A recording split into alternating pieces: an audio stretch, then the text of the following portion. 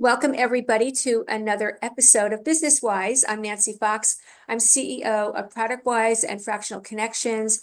And in this podcast, we talk to some really savvy service business owners who have done some very special, unique, and competitive things with productizing and in their service business. So today, I'm very excited to share with you a really great conversation with Mark Osborne, who is the founder of Modern Revenue Strategies. Hey, Mark, welcome. Hey Nancy, it's good to see you. So, Mark, we've been in conversation for a while. I've watched as you launched, and now I've watched as you have evolved. And I noticed that you did something really quite distinct in your business. So, first of all, tell us a little bit about what Modern Revenue Strategies is all about, who you gear your business to, Sure. and then how and what's really important to everybody listening is how did you differentiate from all the other people who do what you do? Sure, sure. So what we do is we help B2B companies sort of break through revenue ceilings, so they have the freedom to really focus on delighting their clients. So I'm sure you've seen this, and your listeners have seen this, that someone works in an industry for a while and then they have an idea for a better mousetrap. So they go found a company to deliver that mousetrap. And they know what's right about that solution because they just made it, and they know what's wrong about the competition because they used to work there. They've got a big enough Rolodex that they can sort of grow to a certain size, but then they sort of hit that ceiling. And the first thing that they do is they go hire a salesperson and they say, be exactly like me and we'll double our revenues, but that Yeah, doesn't really that's work. exactly what Uh, they do. Right, right. and then once that kind of goes off the rails, then they maybe go to an agency and spend a bunch of money, but they're probably saying the wrong thing or to the wrong people, or both. And so that doesn't really work. And then what they realize is they really need some strategy and they need some processes in order to break through that ceiling. And so that's what we do, is we help companies sort of create that strategy and that sort of foundational work, and then the processes that really help them get traction in the marketplace on, sort of hitting the ground running there. And so fundamentally, it's, marketing, sales, customer success, revenue systems that we deliver. And so it's services and its basis. But one of the things that we noticed is, today there's so much technology to underpin services that it just seems silly to not take advantage of it. And so what we have done is created a number of, sort of uh, infrastructure solutions that leverage technology that then sort of turns our services into a productized solution that has a lot more stickiness and turns reoccurring revenue into recurring revenue. So instead of doing a project where we help them come up with, a marketing approach, and then we're done. Instead, we help them come up with a marketing approach that then has technology that tracks their success. And so we have an ongoing relationship with them.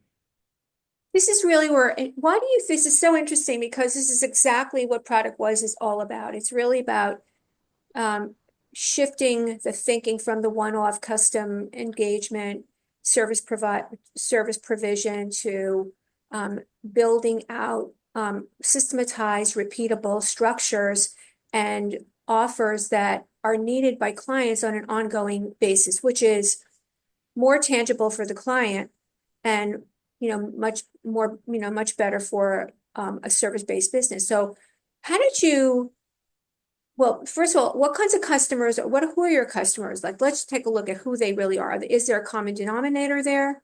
Yeah. So I focus especially within professional services or software with a service, software as a service type customers. One of the things that I sort of observed working with those customers is that so many services do have technology that underpins the solution that they deliver or should, Right. which is one of the things that I sort of advise them on. Although I don't create products for them necessarily as much as I advise them come up with ways to, turn your service into a product. And then so many, sort of softwares have to layer service on top of it. And so that sort of convergence in the marketplace was something that I observed in working with the clients, which is, part of how, we adapted our solution to really embrace that. So it's like a bundling, but they can either they can offer a productized entity, or they can bundle it with a service on the back end or the front end kind of thing, right? That's right. Well, and the other thing that we see is by building an infrastructure kind of solution product around it is that they get better outcomes with the service because the product actually ensures that they do what they're supposed to do rather than sort of giving advice of, hey, you should really do this, and they go, yeah, we really should do that, but then they don't. Because life gets in the way or whatever happens. Whereas if you build the infrastructure and the process that's also supported by a product, then it helps ensure that they sort of adopt it and Yeah. integrate it within their It business. becomes like it's an outcome, it's an understood and an automatic outcome. It's really funny that you said that. I did not prime you on that at all. This morning, I literally wrote that article and posted it on LinkedIn about Oh, outcome. yeah. Yeah, it's funny. Well, because I think, when you really get the model of productizing and recurring revenue, these things become um, very understood, it's an understood concept like that, but getting that to that place. So this is my question. So when you began your business and you decided that you were going to productize, how did you arrive at your idea? I mean, there could be a myriad of ideas about when it comes to revenue, it could have been a million things. How did you decide what to productize, how to productize it, how to name it, all of that stuff, and how to price it?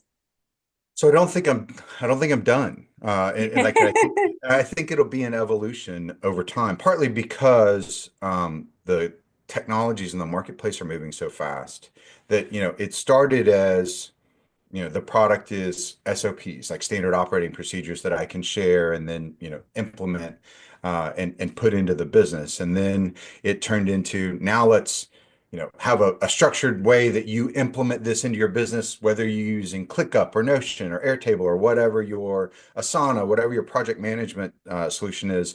Let's, put these things within that so that they operate that way.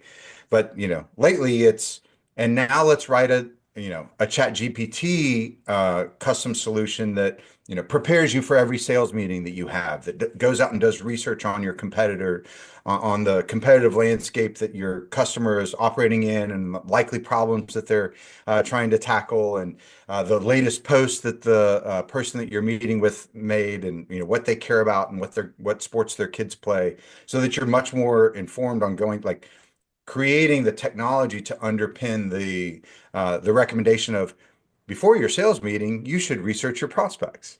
Now instead, it's hey, here's a tool that just plug in their name, their website, their LinkedIn, and it'll generate a brief for you prior to the meeting. That's the productization of the recommendation, if you will. Are you bundling that in with your program, or are you giving it to people separately?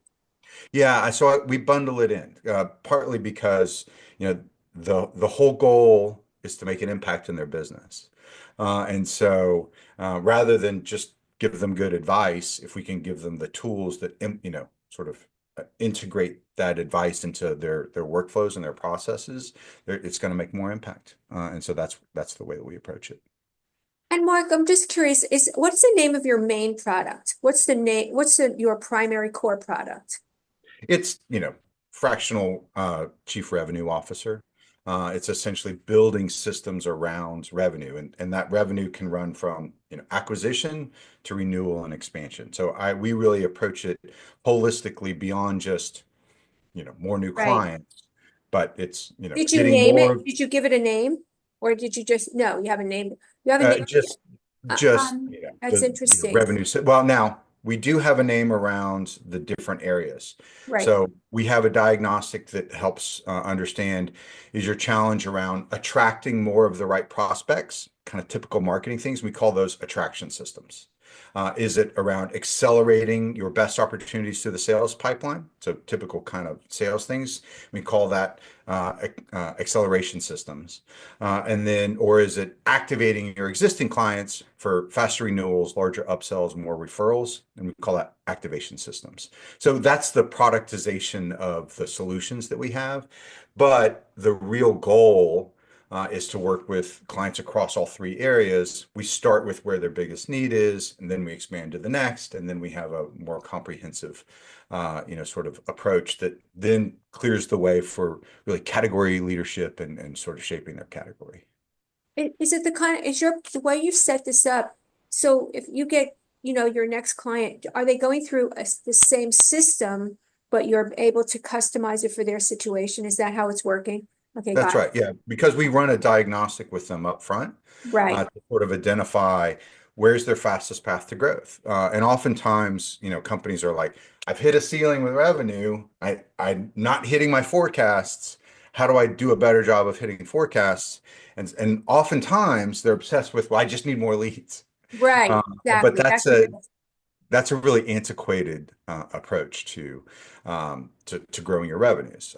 If we can improve your throughput on your best leads, you know, by 10% at each stage, there's an exponential curve there, rather than just an additive or multiplicative curve of, well, if we double your leads, then Right. you're not going to double your revenues from doubling your leads. But if we can make a 10% improvement at 7 steps along the way, that's a much bigger amplification of the outcomes. So they also know how you're going to help them get to where they want to get those outcomes that you talked about earlier, right? They know you That, can yeah, give. So did you find, well, I should actually, let me ask it a different way. Um, what happened when you had conversations with potential clients, when you started to talk about the way your productized approach? Did that make a difference in your business, and how? not really, because we haven't been so far, we haven't been that overt around. And then you get this product. Instead, it's just we install it into your business because that's how you get the most impact. Mhm. And we think that that's a differentiator in how we approach it versus, someone who's just going to kind of give you advice or tell you what you need to do. We're going to, install it into your business is sort of the way that we talk about it. And we believe that that's a differentiator, but we haven't yet, but you're actually spurring some ideas in my head right now. Yeah. Talking. I'm We giving haven't you a yet little said, cheerleading session that maybe that would be really good. I yeah, also noticed that you wrote a book, and yeah. how did the book come first and then you created the productization, or vice versa? The book came first. And in fact, so, McKinsey says that we got 10 years of change in 10 months.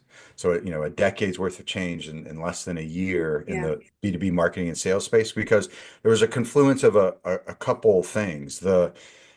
Interest rates going up meant the end of free money. And so all of these, B2B SaaS companies, that they could always get more money as long as they were growing their subscriber base. So they grew at all costs, which was really inefficient, not scalable or sustainable.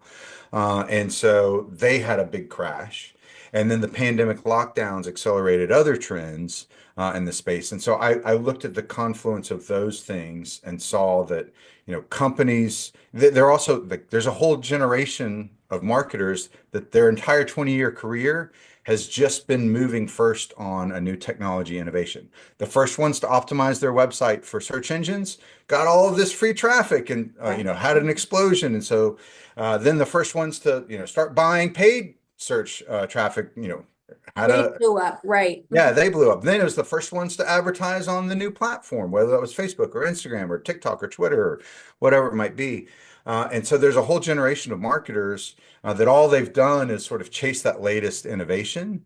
And it has worked, but they've never had to think through the strategy or building a process that scales. No, And and so that's why we're all experiencing all of a sudden, all of the SaaS companies, the things that we've had subscriptions for years, they're increasing their prices dramatically now. And that's so right. everybody's scrambling for cheaper versions of everything. So that's really, and that sort of leads me to, there's a huge influx of gig executives, fractionals and consultants and advisors and all flavors of advisory services. Are you working on new products right now, or are you looking to optimize the ones that you have with your clients?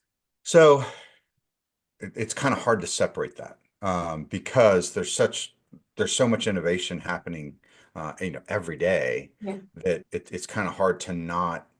see an opportunity and then embrace it. Like I talked about, building, um, you know, custom chat GPT bots for, specific use cases.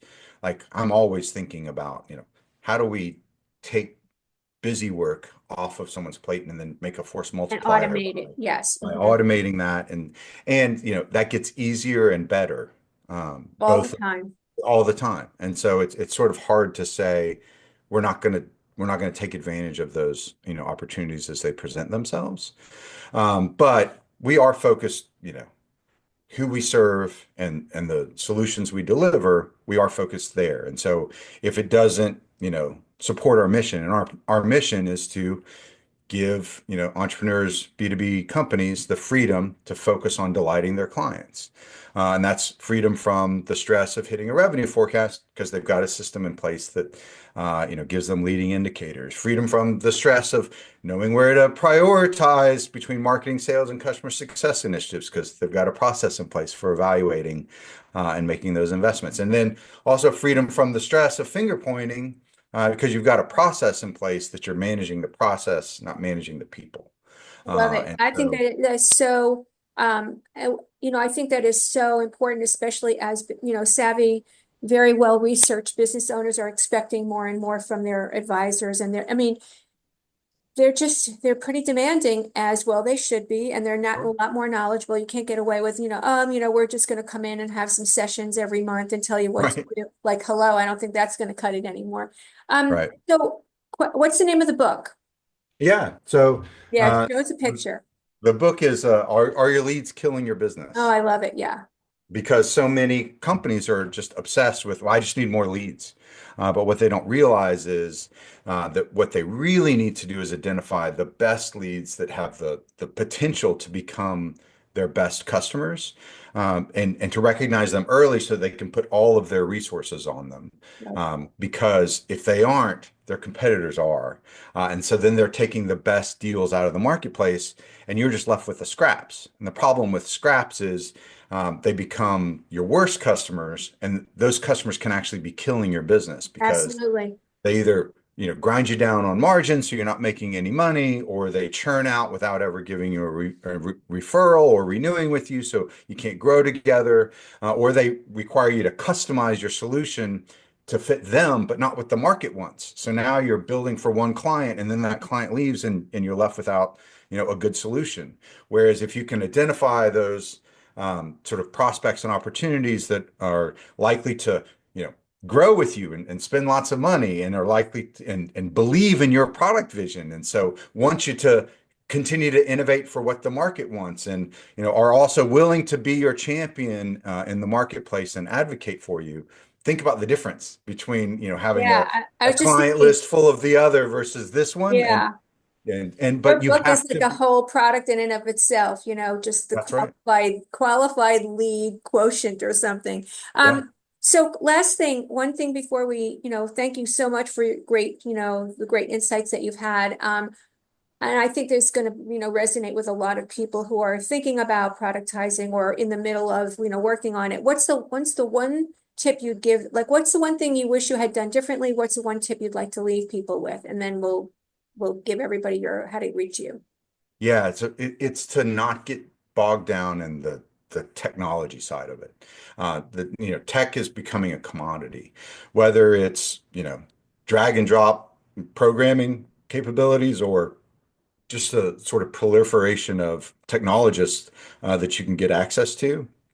Don't bog down in, well, how do we do that? Instead, focus on what it is that we're trying to accomplish, what's the goal, and then know that there's technology that can enable that.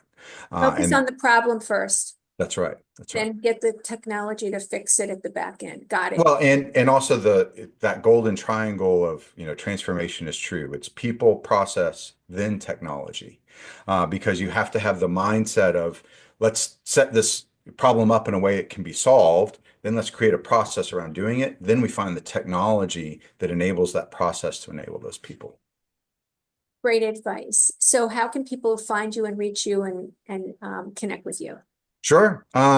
Mark with a K at modernrevenuestrategies.com. I'd love the chance to engage with anybody that's interested in learning more about our approach to building revenue systems. Great. We're going to post all of that detail in the comments, and you'll be able to hear this or watch this on YouTube and hear it on Spotify and all over the web. We'll put it on our website, Product WYZE, as well. So we'll be able to spread the word about you. And I thank you so much for spending some time with us, Mark. It's great, just catching up with you and seeing your progress and seeing how you did it. And it's really great to see a great example of productizing the right way. So Thank congratulations, you, and we'll see Nancy. you next time. And okay, everybody, we'll see you in the next episode of the Business WYZE podcast. And you can find us at productwise.com. So just turn this on.